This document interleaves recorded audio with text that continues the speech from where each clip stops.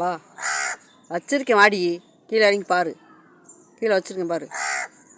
இங்கே பாரு, கீழே வச்சுருக்கேன் பாரு. இங்கே பாரு. வா, இறங்கு இறங்கு. இவங்களுக்கு கையில் கொடுத்தாதான் சாப்பிடுவாங்க. இந்தா இந்தா இந்தா. இதுக்கெல்லாம் எவ்வளோ கொழுப்பு போட்டா. கையில் கொடுத்தாதான் திங்குமா, கீழே இறங்கி திங்க மாட்டாராம்.